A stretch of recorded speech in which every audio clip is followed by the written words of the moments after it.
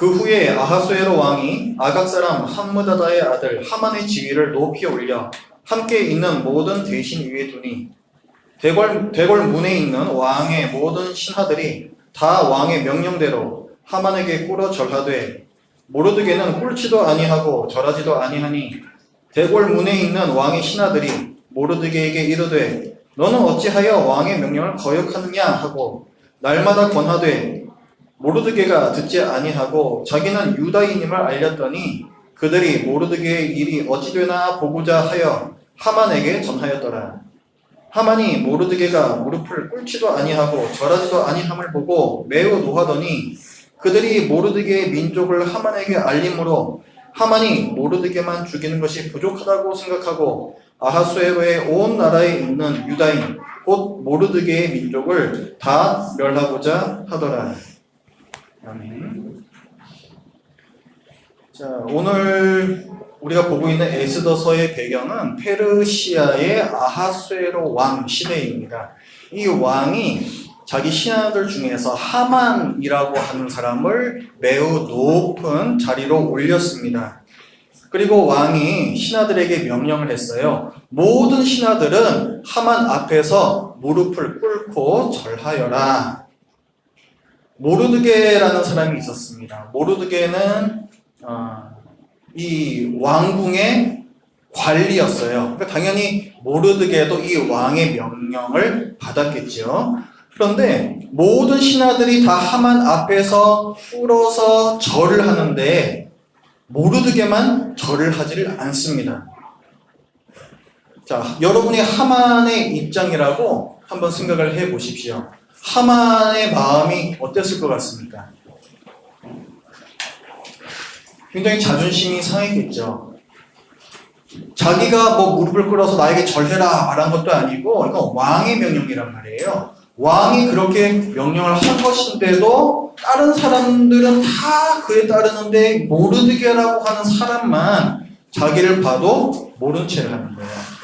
굉장히 화가 났겠죠. 많은 모욕감을 느꼈을 것입니다. 그리고 이 하만이 나타날 때 그 모르드게의 주위에 있던 사람들은 또 어떤 기분을 느꼈겠습니까? 자기들은 다 절을 하는데 자기 옆에 있는 모르드게만 절을 하지 않아요. 굉장히 이 분위기가 아주 싸했겠죠. 굉장히 불편한 분위기였을 겁니다. 이러다가는 정말 이게 무슨 일이 터질 것 같으니까 그래서 그 다른 신하들이 모르드게에게 말합니다. 아니 왜 왕의 명령을 왜 듣질 않느냐. 왕이 무릎을 꿇어서 절하라고 했으면 해야 될 거 아니냐. 이렇게 날이면 날마다 모르드게한테 가서 얘기를 해요. 그런데도 모르드게가 그 얘기를 듣지 않습니다. 자, 모르드게가 왜 하만에게 절하지 않을까요? 4절 말씀을 보십시오. 4절 말씀을 보시면은 모르드게가 그 이유를 말해요. 나는 유다인이기 때문에 절을 하지 않는다. 이렇게 얘기를 합니다. 자, 유다인이 누구인가요? 유다인은 남유다 백성입니다. 하나님의 백성이죠. 그러면 우리는 이것을 보면서 이렇게 해석할 수가 있습니다. 모르드게는 유다인, 하나님의 백성이니까, 하나님을 섬기는 사람이니까 사람한테는 절할 수 없는 거구나. 그래, 우상 숭배를 하면 안 되지. 그러니까 이런 신앙의 문제 때문에 모르드게가 하만에게 절하지 않았을 것 같아. 이렇게 생각을 할 수가 있겠습니다. 근데 여러분, 모르드게가 하만에게 절한다면 그것이 우상 숭배일까요? 사람에게 절하면 우상 숭배입니까? 여러분은 설날에 세배 안 하십니까? 세배 안 받으세요? 절 안 받으세요? 왜 절을 하고 왜 절을 받습니까? 그것은 어른을 공경하는, 어른을 존경하는 우리나라의 인사법이기 때문에 하는 것입니다. 우리나라의 문화인 거죠. 히브리인들은 어땠을까요? 이스라엘 백성들. 창세기 33장을 보면요. 자, 야곱이 장자권을 가로채고 그래서 형 에서의 미움을 사서 외삼촌 집으로 도망을 가죠. 거기서 한동안 살다가 나중에 자기 가족들을 데리고 자기 아버지의 땅으로 돌아옵니다. 돌아오는 도중에 자기 형 에서를 만나요. 그때 야곱이 에서를 만나서 몸을 7번 땅에 굽혔다 이렇게 얘기를 합니다. 땅에 굽혔다. 땅에 엎드려서 절했다는 거예요. 한 번도 아니고 7번을 자기 형에게 절을 합니다. 그 다음에 또 사무엘상 24장 말씀을 보면은 다윗이 사울왕의 미움을 받아서 광야를 전전하면서 도망치고 다니죠. 근데 사울왕이 또 잡으러 왔어요. 그때 다윗이 굴에서 나와서 사울왕에게 절을 합니다. 굴에서 나와 땅에 엎드려 사울왕에게 절을 하며 그 다음에 뭐라 얘기를 한 장면이 나와요. 그러니까 이 히브리인들의 문화에서도 사람을 만나서 엎드려 절하는 것은 그들의 존경의 표시입니다. 그들의 문화이고 인사법이라는 거예요. 그러니까 그 사람에게 절하는 것 자체가 우상 숭배가 아니라는 것이죠. 지금 에스더서의 배경이 되고 있는 지금 모르드게가 관리로 있는 이 페르시아에서는 어땠을까요? 페르시아에서는 고위 관리에게 절하는 것이 보편적인 문화였습니다. 하만에게 절하는 이것은 고위 관리에 대한 존경의 표시요 인사인 것이지 이것이 신적인 경배가 아니라는 거예요. 모르드게는 페르시아의 이 문화와 인사법대로 하만에게 절해야 마땅했습니다. 자, 그럼 우리가 좋아요. 100번 양보를 해가지고 이것을 우상숭배라고 한번 쳐보겠습니다. 하만에게 절하라는 것은 지금 왕의 명령이죠. 왕의 명령이에요. 자, 우리가 지금 보고 있는 3장의 앞부분에 보면은 아하수에로 왕의 원래 왕후였던 와스디라는 왕후가 거기서 폐위를 당해요. 쫓겨난단 말이에요. 그게 왜 그렇게 됐습니까? 왕의 명령을 거역했기 때문에 그렇게 된 거죠. 이거를 모르드게가 모를 리가 없어요. 그렇죠? 지금 자기가 왕의 명령을 거역하면은 자기의 그 관리직도 박탈당할 수 있다는 사실을 모르드게가 당연히 알았겠죠. 그럼 만약에 지금 우상 숭배를 하면 안 된다라는 이 하나님의 명령 때문에 하만에게 절하지 않았다. 우리가 이렇게 가정을 한다면요. 그러면 모르드게는 자기의 이 안정적인 직업까지 내려놓을 것을 각오하고 왕의 명령에 불복종한 게 되는 겁니다. 맞죠? 정말 그 정도로 모르드게가 신앙이 좋은 사람이었는지 우리가 그것을 살펴볼 필요가 있어요. 모르드게와 에스더가 살고 있는 이 페르시아에는 지금 유다인들이 사실은 그리 많이 남아있지 않습니다. 원래 이 유다인들은 바벨론에게 멸망을 당하고 포로로 다 끌려왔어요. 그런데 페르시아 왕 고레스의 침략으로 말미암아서 많은 사람들이 다시 예루살렘으로 귀환을 했습니다. 그런데 모르드게와 에스더는 돌아가지를 않았어요. 왜 그랬을까요? 왜 돌아가지 않았을 것 같습니다.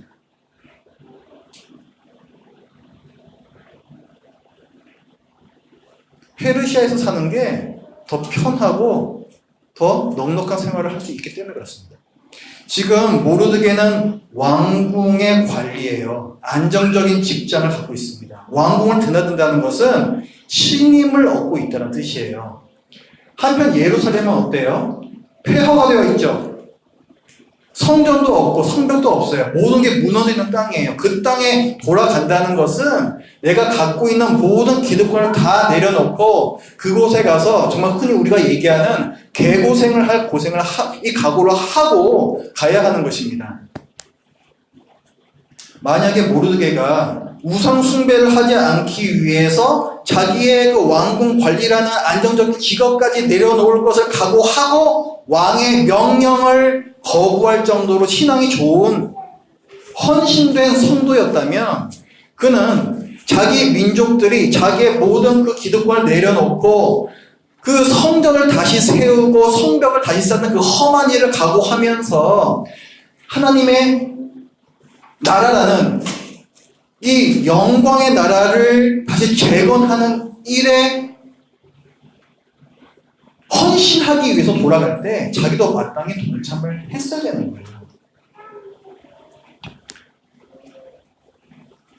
자, 그 다음에 또 모르드게 이런 모습도 한번 볼까요? 지금 아하수에로 왕의 원래 왕후였던 와스디가 폐위가 됐죠. 그 다음에 왕후를 다시 뽑습니다. 근데 그 왕후를 뽑는 방법이 뭐냐면은 전국 각지에서 아리따운 처녀들을 다 데려와요.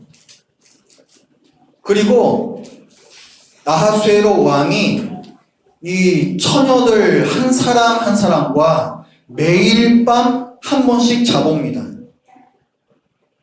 그래서 왕이 가장 기뻐한 여인을 왕후로 삼아요. 굉장히 악한 방법이 아니겠습니까?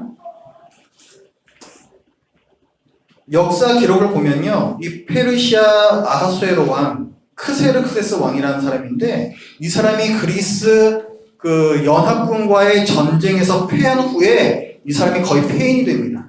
그래서 낙심하여서 방탕하고 향락적인 삶을 살게 되는데, 이 처녀들과 하룻밤씩 자는 그 일이 바로 그 시기에 있었다라고 기록이 되어 있어요. 생각해 보세요. 이 처녀들이 누굽니까? 이 아름다운 처녀들이 누구예요? 자기 백성들이잖아요. 왕이라는 사람이 아름다운 처녀들을 매일 밤 한 번씩 자기와 동침시킨다라는 것이 이게 왕이 할 일이겠습니까? 세상 사람들이 보기에도 이런 해괴망측한 일이 없는 거예요. 하물며 하나님을 믿는 신앙인의 관점에서 보면 더더욱 이런 일은 받아들일 수가 없습니다. 하나님께서 허용하시는 성관계는 오직 부부 사이예요. 지금 남편이 될지도 안 될지도 모르는 이런 남자, 아무리 왕이라고 해도 그런 남자와 동침한다는 것은 하나님께서 금하신 간음죄입니다. 우리 십계명에서 많이 들었죠? 우상 숭배하지 말라, 간음하지 말라. 이게 다 십계명에 나오는 계명들이에요. 그러니까 우상 숭배하지 말라는 것과 간음하지 말라는 것은 우열을 다룰 수가 없는 동급의 명령이라는 것입니다. 만약 모르드게가 정말 신앙이 좋아서 우상 숭배를 할 수가 없어서 하만에게 절하지 않은 거라면, 정말 그 십계명을 지키기 위해서 자기의 직업까지 내려놓을 것을 각오하고 하만에게 절하지 않은 사람이라면, 그러면은 아름다운 처녀들과 내가 동침한 후에 왕후를 선택하겠다라고 하는 이 왕의 명령에 대해서는 어떻게 했어야 됐을까요? 간음하지 말라는 하나님의 말씀을 우선순위에 놓고 에스더를 그 자리에 보내지 않으려고 노력해야 하지 않았겠습니까? 왜 그 왕의 명령, 그 여인들 데려오라는 왕의 명령에 따르면서 하만에게 절하라는 왕의 명령을 따르지 않냐고요. 정말로 그것이 하만의 신앙에서 나온 행위였을까? 저는 그것을 계속 되묻고 있는 것입니다. 그리고 에스더가 왕후로 간택이 될 때까지의 과정에서도요, 2장 10절 말씀을 보면요, 모르드게가 에스더에게 말을 해요. 너 절대로 네가 어디 민족 출신인지 말하지 마. 이것을 신신당부를 시킵니다. 왜 그럴까요? 왜 그걸 말하지 말라고 그랬겠어요? 왕후가 되지 못할 수 있기 때문에 그런 거예요. 당신은요, 페르시아 안에서 반유대 감정, 반유대 정서가 팽배했던 분위기였습니다. 그럼 우리가 어떻게 할 수 있냐면은, 오늘 3장 말씀에서도 보면요, 자, 모르드게가 자기가 유다인이다 이렇게 밝혔더니 그 동료 신하들이 그 다음에 어떻게 했다고 나와 있어요. 4절에 보면은 모르드게한테 가서 일릅니다. 왜 일러요? 이 일이 어떻게 되나 보려고 일렀다고 되어 있어요. 모르드게를 골탕 먹이겠다는 거예요. 평소에 꼴보기 싫었다는 거예요. 유다인들에 대한 그들의 정서가 나와 있는 겁니다. 3장 7절 말씀에서도 보면은 자, 모르드게가 유다인이라는 것이 알려졌을 때 7절에 보면은 무리가 유다 민족을 멸할 계획을 세웠다라고 돼 있어요. 페르시아 안에서 유다인들에 대한 정서를 우리가 알 수가 있습니다. 그러니까 지금 에스더가 자기 민족을 밝히게 되면은 왕후가 될 수가 없는 거예요. 그런데 모르드게는 그것을 밝히지 말라 그랬죠. 뭐예요? 모르드게는 에스더가 왕후가 되기를 간절히 바라고 있는 것입니다. 수단 방법을 가리지 않고서라도 뭐 왕하고 하루를 자든지 뭐 가능하지 말라는 하나님의 율법이 어떻게 됐든지 관계없이 어떻게든 에스더가 왕후가 되기를 바라고 있는 거예요. 2장 11절 말씀에서도 보면요, 이 모르드게가 과연 에스더가 어떻게 될까 그게 궁금해가지고 그 상황을 보려고 또 에스더의 지금 상태가 어떤가 그걸 계속 체크하려고 매일같이 에스더가 있는 그 건물 앞을 서성거립니다. 이건 뭐예요? 전 이걸 보면은 그런 이미지가 떠오릅니다. 미스 코리아 매니저. 지금 미스 코리아를 만들려고 하는 그 후보의 매니저가 저 생각이 나요. 지금 얘 컨디션이 괜찮나? 지금 이거 분위기가 어떻게 흘러가고 있나? 날마다 체크하고 있는 매니저가 생각이 납니다. 모르드게는요, 하나님을 믿는 유다인 맞습니다. 하지만 그는 유다인 신분을 감춰서라도 또 가능하지 말라는 하나님의 계명을 어겨서라도 세상의 부와 권력을 잡으려고 했던, 요즘 말로 하면은 세상적인 그리스도인이었습니다. 여러분 다니엘 잘 아시죠? 페르시아 왕이 아닌 어떤 신이든 또 사람에게든 절하면 사자굴에 던져 놓겠다라고 그 왕이 조서를 내렸습니다. 그랬더니 다니엘은 어떻게 해요? 보란 듯이 창문을 열어놓고 하나님께 기도를 하죠. 자기가 어떤 민족 사람인지, 자기가 섬기는 건 누구인지 그것을 드러내놓고 밝힌 사람이에요. 모르드게는 이런 다니엘과는 전혀 다릅니다. 자기가 유다인이란 사실을 계속해서 감추려고 했고, 에스더에게도 그것을 감추라고 말했고, 에스더를 어떻게든지 왕후의 자리에 올리고 싶어 했던 그런 사람이에요. 왕궁 관리라는 자기의 직업을, 이 기득권을 내려놓기 싫어서 다른 사람들은 다 예루살렘으로 귀환을 하는데 자기는 남아 있었던 그런 세상적인 성도였습니다. 모르드게는 하나님과 세상을 동시에 섬기고 있는 양다리 신앙인이었던 거예요. 이런 사람이 내가 차마 우상 숭배를 할 수 없다는 어떤 그런 신앙 양심 때문에 자기의 관리 신분을 내려놓을 것까지 각오하면서 왕의 명령을 거역하면서 하만에게 절하지 않았다라고 보기가 매우 어려운 것이죠. 그러면은 왜 모르드게는 하만에게 절하지 않았을까요? 자, 이 모르드게의 말을 다시 한번 살펴보죠. 나는 유다인이기 때문에 절을 할 수 없다, 이렇게 대답을 했어요. 모르드게는 유다인입니다. 그러면 하만은 누구였을까요? 1절을 보십시오. 같이 읽습니다. 시작. 그 후에 아수에로 왕이 아각 사람 함부다다의 아들 하만의 지위를 높이 올리고까지요. 자, 지금 하만에 대해서 어떻게 소개를 하고 있어요? 아각 사람, 함무다다의 아들, 이렇게 소개를 하죠. 아각 사람이래요. 사무엘상 15장을 보면요, 당시 이제 사울 왕의 통일 왕국 시대였습니다. 이스라엘이 사울 왕의 통일 왕국 시대. 이거 지금 오늘 에스더도 훨씬 앞 시대죠. 자, 그때 그 사울 왕이 이끄는 이스라엘 군대하고 아말렉 족속이 전투를 벌입니다.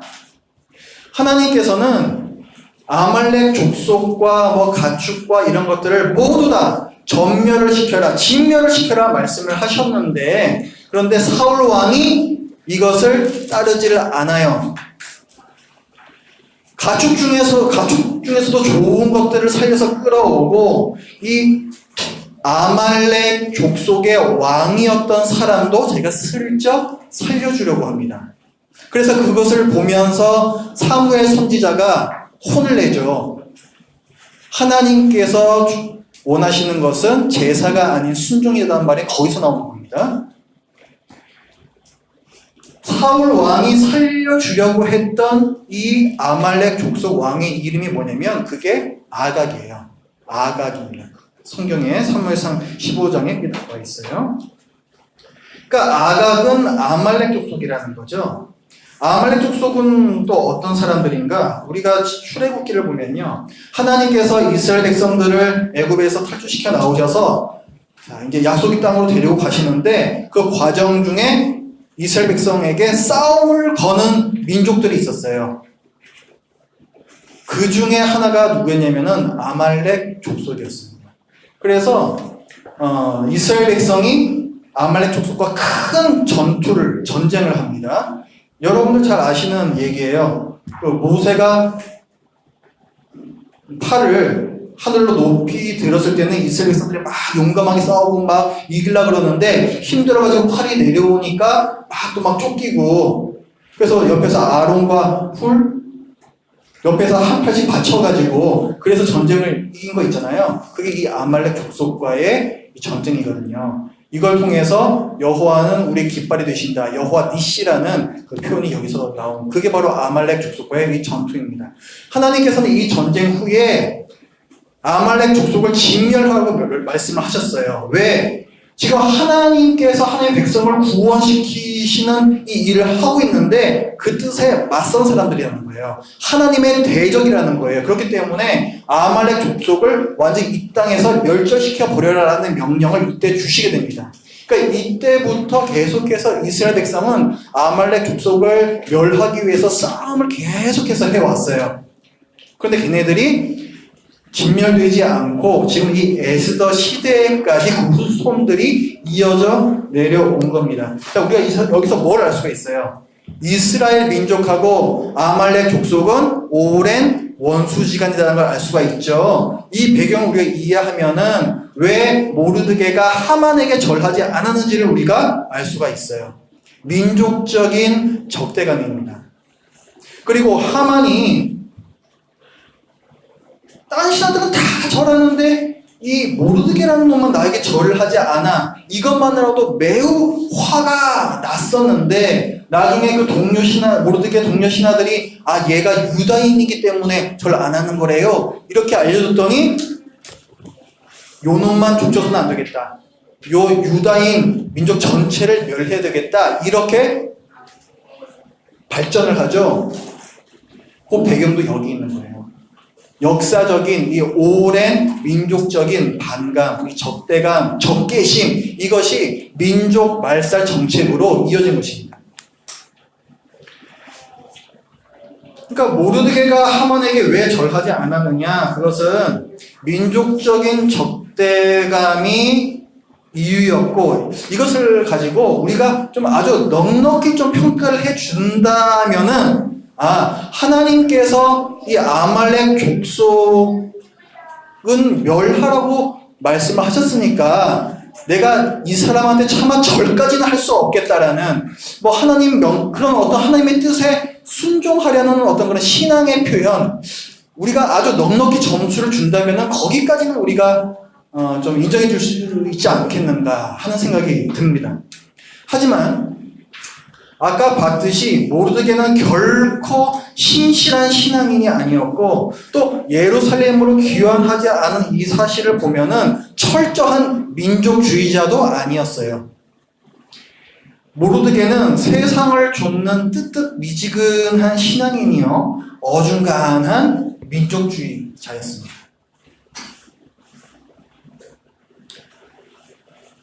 여러분들 얼굴을 보니까 약간 좀 심기가 불편한 분들도 좀 있는 것 같아요. 내 지금까지 알고 왔던 모르드게하고 다른데? 민족을 구한 모르드게, 이 사람을 출세에 눈이 먼 양다리 신앙인이라고 얘기를 할 수가 있나? 이 에스더라는 책에서 거의 주인공급에 해당하는 사람인데 어떻게 그런 사람을 이런 식으로 얘기해? 제가 억지를 부리고 있는 것 같습니다.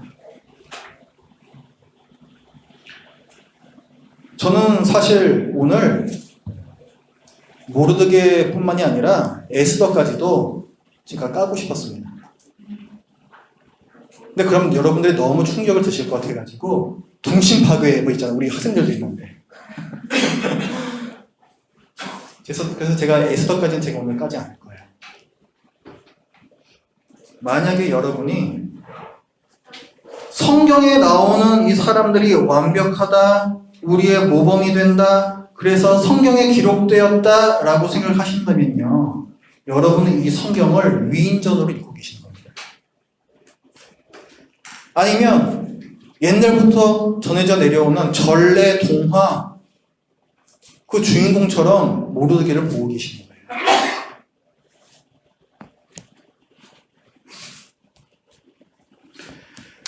성경의 주인공은 누구입니까? 하나님이시잖아요. 완벽하고 모범이 되는 분은 하나님이십니다. 사도 바울이 얘기하죠. 우리가 지난주까지 에베소서를 봤잖아요. 거기 계속 나오는 얘기가 뭡니까? 너희가 구원 받았지? 그러면 너희는 하나님을 본받는 자가 되라. 이렇게 얘기를 해요. 하나님을 본받으라 얘기해요. 사도 베드로도 뭐라고 얘기해요? 내가 거룩하니 너희도 거룩할지어다 라는 이 구약 성경의 말씀을 인용하면서 신약 성도들에게도 얘기합니다. 하나님이 거룩하시니 우리 성도들도 그를 본받아 거룩해야 된다는 거예요. 우리가 본받아야 할 대상, 모범은 오직 하나님뿐이십니다. 흠없고 죄 없는 분은 오직 하나님이세요. 과연 흠투성이 죄인 아닌 사람이 이 세상에 있습니까? 모르드게는 사람 아닌가요? 에스더는 사람 아닙니까? 우리하고 그렇게 달랐던 사람인가요? 이 사람들이? 성경에 나오는 사람들도 우리와 마찬가지로 늘 부족하고 늘 흠이 있고 늘 못났습니다. 우리가 모범적인 신앙이라고 부르는 이 아브라함은 어때요? 자기 아내를 혹시 자기가 죽을까봐 자기 아내를 누이라고 속이잖아요. 모세는 어떻습니까? 모세 화딱지가 나가지고 하나님께서 물을 내신다는 사실을 알려주지도 않은 채 바위를 내려쳐가지고 물을 내게 했어요. 하나님의 영광을 드러내지 않았어요. 자기 혈기를 부리는 거죠. 그것 때문에 가나안 땅에 들어가지도 못했습니다. 다윗은 또 어떻습니까? 뭐 간음죄를 저지른 거 이건 말할 것도 없고요. 나중에 자기 자식들 간에 굉장히 불민스러운 일이 있었는데 그 아들놈을 혼냈어야 되는데 혼내지도 않고 그렇게 해서 결국은 그 자식들 간에 칼부림 사건이 일어나고 이런 사람이 바로 다윗입니다. 사도 베드로 예수님을 3번 부인했던 사람이잖아요. 성경은 뭘 말하고 있는 겁니까? 성경은 우리가 조금 더 노력하면은 우리가 거룩해질 수 있어. 우리는 성경에 나오는 이런 사람들처럼 모범적인 신앙생활을 해야 돼. 이것을 말하고 있는 건가요? 아니죠. 아브라함이든 모세든 다윗이든 베드로는 성경은 그런 죄인마저도 구원하시는 하나님의 은혜를 말씀을 하고 있습니다. 그래서 이 성경이 우리에게 기쁜 소식이 되는 것이죠. 그게 복음이죠. 제가 에스더서를 읽으면서 불편하고 부담스러운 건요, 모르드게와 에스더가 흠이 많고 못났으며 우리의 모범이 아니라는 그 사실 때문이 아닙니다. 저는요, 이 성경이 그들의 모습과 현실, 사실은 우리의 모습과 현실을 정말로 낯뜨거울 정도로 너무나도 적나라하게 그 못난 모습들을 드러내주고 있기 때문에 저는 그것이 매우 불편하고 굉장히 민망합니다. 내 기득권과 안락함을 포기할 수 없어서 고생문이 훤한 예루살렘으로 돌아가는 완전한 헌신을 하지는 못하면서 그렇다고 해서 또 그리스도인이라는 자의식을 포기할 수도 없어서 세상과 완전히 동화되지도 않는 하나님과 세상을 동시에 사랑하는 그리스도인, 이 뜨뜻미지근하고 어중간한 그리스도인, 양다리 걸친 그리스도인을 이 성경이 너무나도 적나라하게 그려내고 있어서 그래서 제 마음이 찔리고 불편하다고요.